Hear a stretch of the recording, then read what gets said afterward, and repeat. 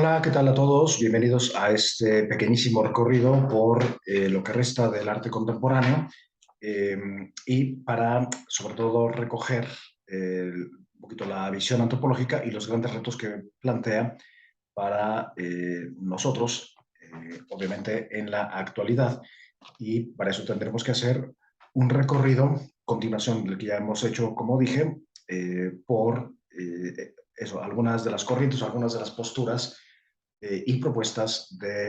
ya de los últimos o de la segunda mitad casi del siglo XX, sin abarcarlo todo, porque justamente lo que nos interesa es darnos una idea somera y general, y para eso voy a hacer como un repaso rapidísimo de lo que sería la primera parte del arte contemporáneo, que incluye estilos como el prerromanticismo, que está pues, caracterizado por estas obras que ya hemos visto, por los autores, los prerrafaelitas, por ejemplo, y otras manifestaciones que va a haber en esa época, caracterizada por la fragmentación, el colorido, la visión muy optimista por la prosperidad que hay en esa época. Estoy hablando de la segunda mitad del siglo XIX y bueno, muchas de estas obras ya son del siglo XX, en el que se introducen el eclecticismo, las nuevas formas estéticas. Bueno, estamos a caballo entre el siglo XIX en realidad y el XX, y pues a través de estas obras que estoy pasando muy rápidamente, espero que nadie se maree, pasamos a las vanguardias y con ello vamos a ir hacia ya a lo que nos interesa, que sería, bueno, las corrientes a partir del arte abstracto. ¿Okay? Bien, con las características que hemos visto antes, con ello terminamos. Bueno, aquí también terminaremos con algunas características y retos, como ya he dicho. Bien, pues vamos a continuar entonces. El arte abstracto, pues significa pues, justo un arte que pretende, a pesar de que es eso plástico, como esta maravillosa obra de Kandinsky, que se llama Composición 7, que nos recuerda mucho a la música, o la música de alguna manera pues es una de las actividades más espirituales que hay en el hombre. Bueno, ¿qué es la abstracción? Bueno, la abstracción es un término que como siempre proviene casi siempre, de la filosofía y que se refiere a una acción del espíritu humano en el contexto del conocimiento. O sea, es bueno, esa acción que consiste en, a la hora de conocer, dejar fuera lo concreto, lo múltiple, lo tangible, y quedarnos o subir, digamos, a otro nivel, que sería eh, la matemática, y sobre todo el siguiente nivel más arriba sería la idea.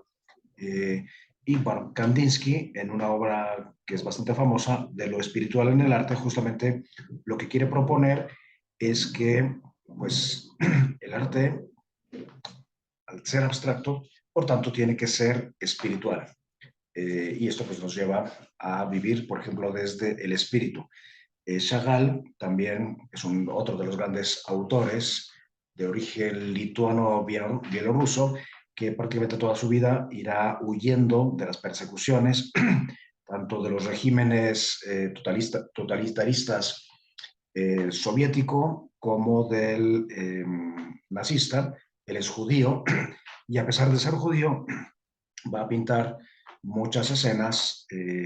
por ejemplo, de la crucifixión, con elementos,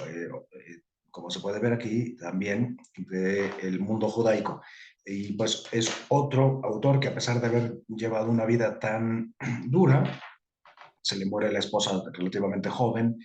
que ya casi como el colmo de las desgracias que le van a suceder. Sin embargo, nos deja siempre unas obras cargadas de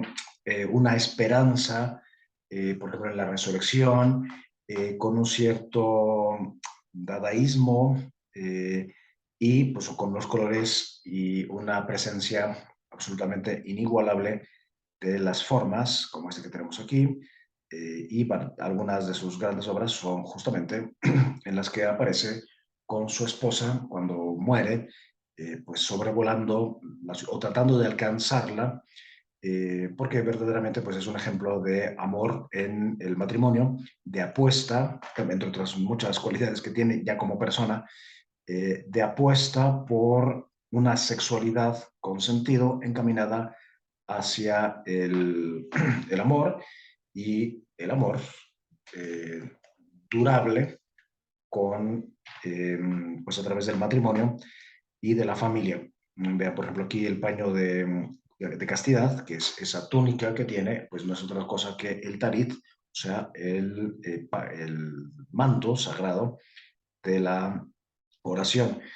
De ahí pasaríamos a un cierto neoplasticismo a través de esta obra de Mondrian, que quiere mostrar la estructura oculta de la realidad, el lenguaje que hay en la realidad. Y bueno, estos cuadros son clásicos y estos colores digamos, puros, porque también una de las grandes obsesiones de este autor, como de muchos, como vamos a ver después, como Roscoe, justo van encaminados hacia la contemplación no tanto de las formas en sí, sino del color. Y pues se puede aprender mucho de esto, por ejemplo, cuando uno va por la ciudad o por cualquier lado y sin necesariamente ver algo bello, aunque la belleza está en todas partes, pero sin necesariamente que el conjunto de la obra sea bella, uno puede disfrutar el color de una pared, el detalle de una mancha que transforma el color preexistente o que hay por debajo, en fin. Otra de las grandes posturas, digamos, en el arte será la llamada fantasía y la preocupación por el subconsciente, el dadaísmo, el surrealismo, en esta obra de Quirico, que además en su simplicidad tiene y surrealismo tiene un gran mensaje que es bastante flexible en cuanto a su interpretación. O sea, a todo el mundo, si se fija, pues le puede decir algo, ¿no? Respecto pues, al movimiento, al drama de la vida, a las edades, al trabajo, a la, a la luz, a la soledad, al urbanismo, y otras muchas cualidades. Dentro del dadaísmo se puede, estoy siendo un poquito forzado,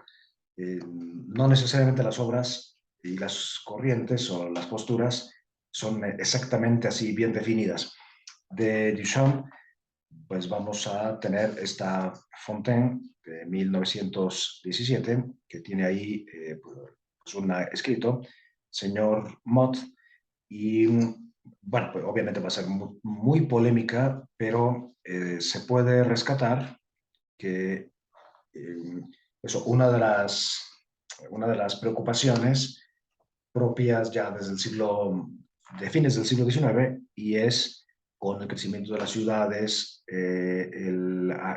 las industrias, el tema de la belleza industrial, de la belleza arquitectónica, o más bien de la belleza desde los ingenieros. Eh, Algunos grandes ingenieros se van a considerar arquitectos consumados, y entonces pues ha sido muy condenada y fue muy condenada, sobre todo en su época. Ahora pues hemos pasado a otro extremo, y es que cosas como esta, cualquier cosa que se ponga en un museo o en una exposición, por horrenda y basuresca que pueda parecer, es considerada arte. Pero esta obra, concretamente, además de que es original, nos lleva a valorar la belleza que debe haber en una cosa tan sencilla como un orinal, eh, y de paso también nos lleva a pensar que todo arte, absolutamente todo arte, ha sido contemporáneo, o sea, ha sido contemporáneo, o sea, acompañante del tiempo de aquellos que lo hicieron y de aquellos que lo vieron por primera vez. Eh, entonces, bueno, tiene aspectos positivos que se pueden rescatar, como eso, el valorar, el detenernos, en educar la mirada, eh, ver las formas, alguien hizo esto, o sea, preocuparnos, las cosas no se hacen porque sí, ni para la nada. Alguien, me refiero, unos obreros y unos diseñadores eh, recogiendo material, realizaron este y otros cientos de orinales idénticos a este, pero es, digamos, una de las cosas positivas que yo rescataría de algunas obras como esta, porque también, por ejemplo, poner pues, jarros o jarras industriales, pero que por los colores, por la forma, tienen eh, cierta belleza y dan pues, un sentimiento de estética. No todo tiene que ser una obra de Miguel Ángel, Rafael, Caravaggio y otros, sino valorar eso, la belleza en lo, entre comillas, ordinario. Otra postura será el surrealismo, como en este cuadro maravilloso en el que podemos ver a la compañera de Salvador Dalí. Son dos crucifixiones que se pueden, bueno, que tienen dos perspectivas totalmente eh, diferentes, ¿no? El Christus Hypercubus, que nos recuerda un poco al cubismo, pero no tiene mucho que ver con el cubismo, más bien con el surrealismo. El surrealismo pues, significa pues, un esfuerzo por ver lo que hay debajo de la realidad, como este Cristo de San Juan de la Cruz que está contemplando desde un espacio igualmente imposible a los pescadores que están allá en el lago de Galilea. Otro será el modernismo. eh, bueno, Gaudí, que es un arquitecto catalán que se inspira sobre todo en tres grandes fuentes, que son la naturaleza, la estructura de la naturaleza. Bueno, esto lo estudiaremos y veremos algunos videitos. Es un arquitecto absolutamente artista y único en toda la historia de la humanidad, porque no imita la naturaleza, como los griegos, cuando se dice imitar la naturaleza, ¿qué es? ¿Copiar lo que uno ve fuera? No, evidentemente no. Es eh, imitar, lograr una mímesis eh, con la naturaleza en sentido profundo. La naturaleza en sentido profundo es dinámica, no es algo estático, es un principio que hay en todos los entes, en todas las cosas, un principio de acción. De hecho, por la naturaleza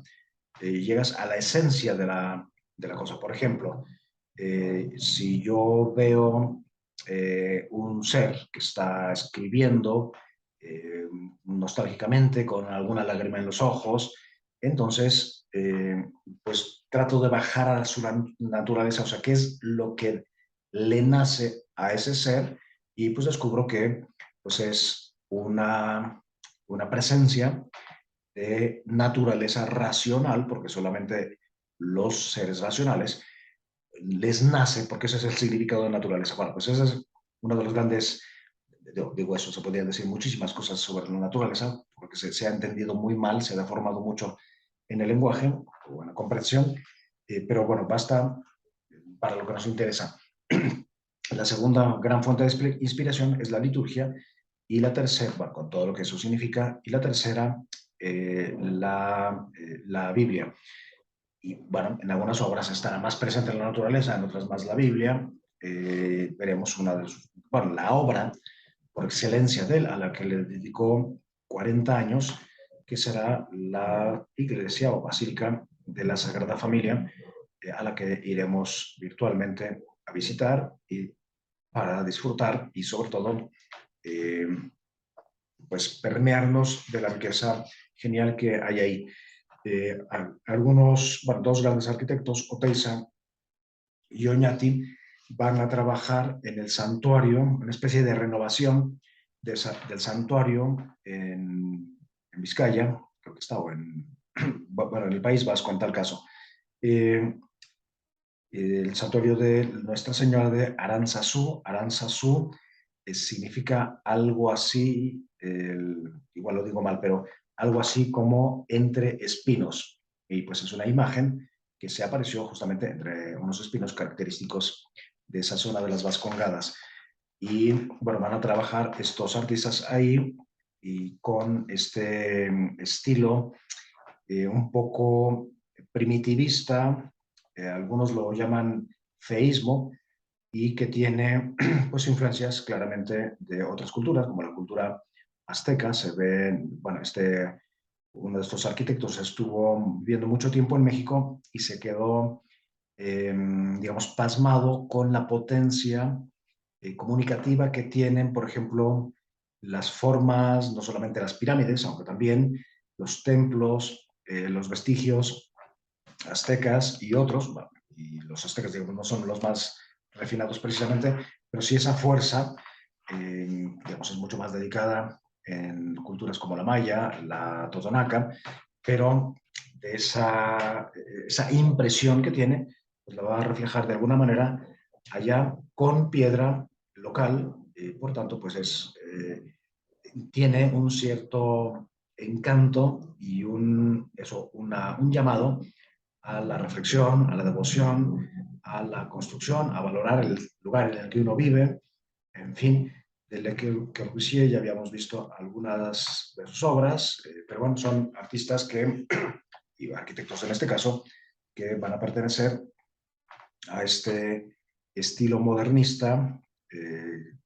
casi minimalista, preocupado más por, digamos, el espacio habitable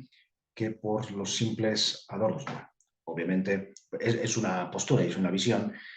con la que puedes o no estar de acuerdo, pero valorar los aspectos positivos sin condenar, obviamente, las grandezas que se han hecho en el pasado, que no son adornos. En el caso, por ejemplo, de las catedrales góticas, el barroco, no se trata de simple adorno y decoración, sino verdaderamente de un simbolismo que tiene que ver mucho con el mensaje que quiere comunicar. Pues en el caso de estos estilos, concretamente el barroco, el románico, el bizantino y el gótico, bueno, pues a lo que nos transportan son justamente a encuentros personales y personalizantes con alguien con mayúscula. Entonces, estos nuevos estilos, no digo que sean ateos, pero sí reflejan no o sea, no el ateísmo, pero sí un poco la ausencia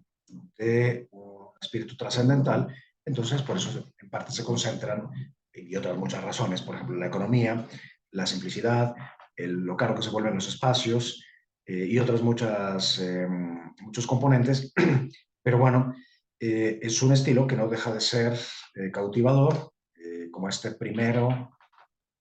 bueno, lo que en su tiempo fue el rascacielos más alto del mundo, que es el edificio Chrysler, en los Estados Unidos. Prácticamente ahí enfrente, a unos cientos de metros, se va a construir el que durante mucho tiempo va a ser el edificio por excelencia, el más alto del mundo, pero tiene ciertas formas que nos recuerdan, además de eh, ¿cómo se llaman? Las tapas que llevan los neumáticos, se me fue el nombre, de la marca Chrysler, que eran así característicos, nos recuerdan pues a la torre, la Estatua de la Libertad, nos recuerdan un poco las formas góticas. En fin, otro de los grandes movimientos va a ser la Bauhaus, que van a ser en Alemania, cuyo, bueno, con un equipo de grandes artistas y arquitectos que van a dar unas características cuasi industriales a los edificios, de una gran armonía, una luminosidad en esos países, digamos, fríos y más sombríos, que pues es de agradecer. Junto con ello, pues el futurismo y como en este caso del Boccioni, el hombre eh, o formas únicas en la continuidad en el espacio, eh, es justo promover o proponer o reflejar el drama del movimiento, ir expresarlo en algo que ya había hecho el barroco a su manera, que es convertir la materia en movimiento, como este hombre que va justamente caminando y parece que se lo va incluso llevando el viento. va a haber una secesión de Viena. ¿Eso qué significa? Pues que un grupo de artistas, entre los que sobresale Gustav Klimt en Austria, va a representar como un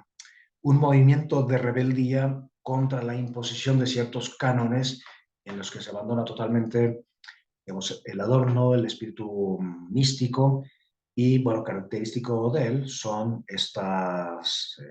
cuadros que tienen literalmente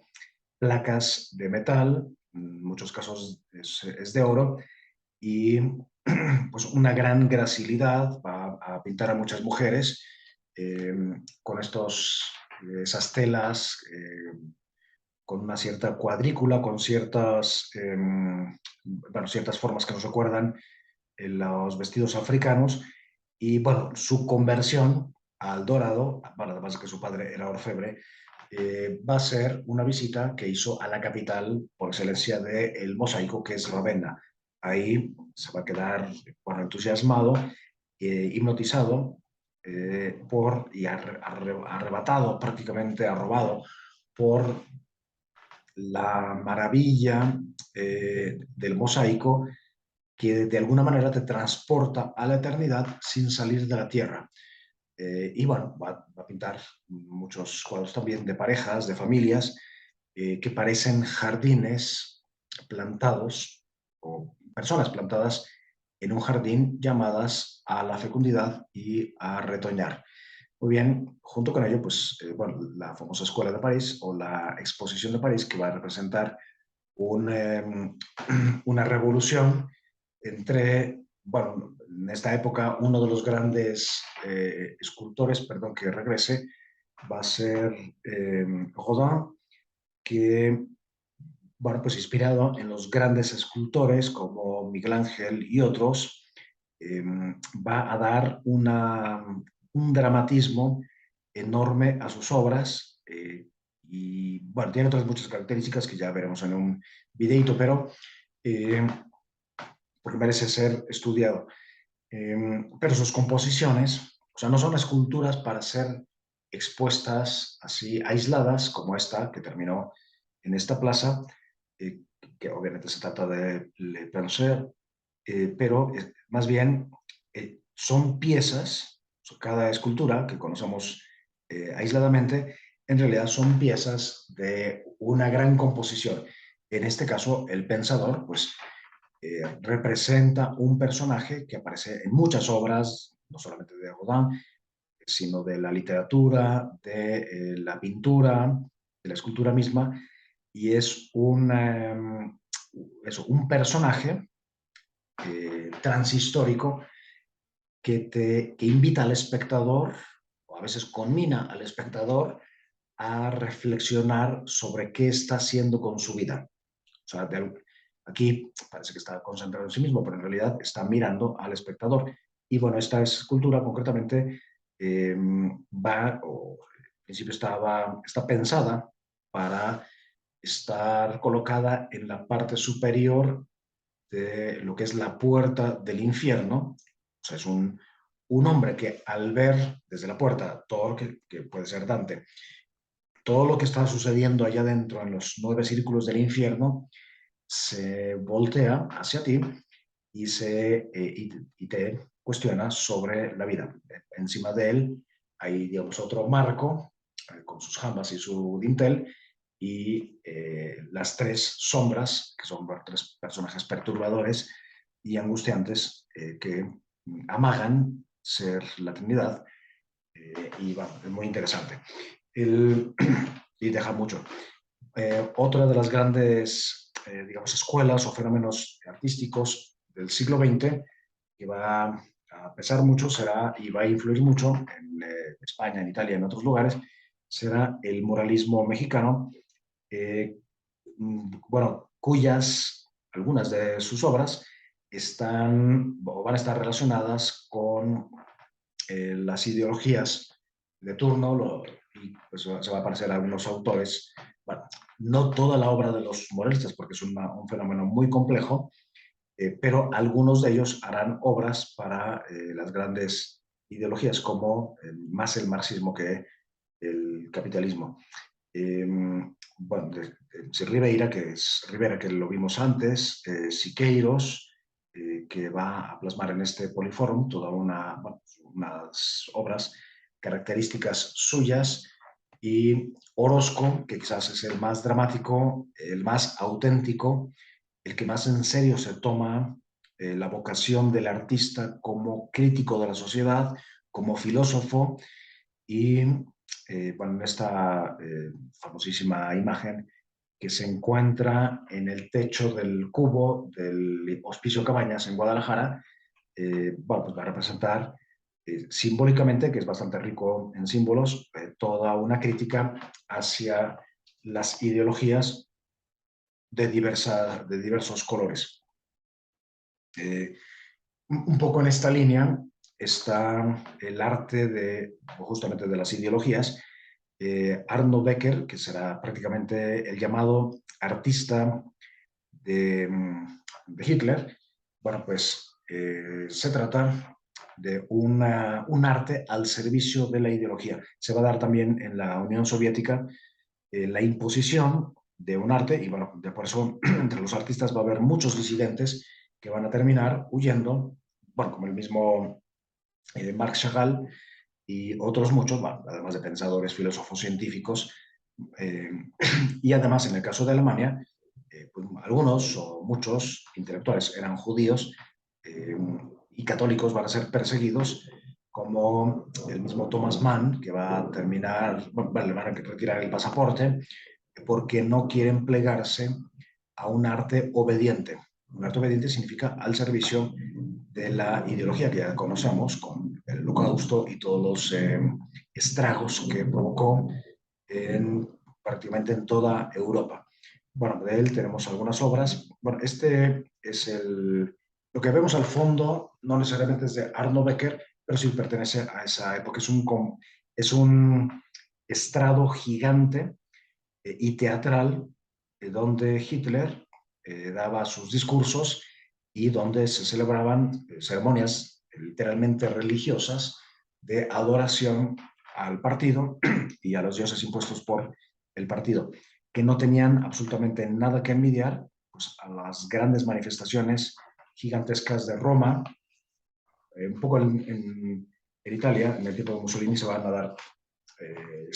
experiencias parecidas, pero lo de Alemania es ya absolutamente descabellado y desproporcionado. Entonces, bueno, se trata justo de crear una nueva y representar una nueva religión con su liturgia y con sus ritos, tal como se alcanza un poquito a ver pálidamente en esa foto. De Rothko, a través de este número 1 y naranja, rojo y amarillo, viajamos hacia su propuesta, que es justamente la de presentar la belleza y el significado, la potencia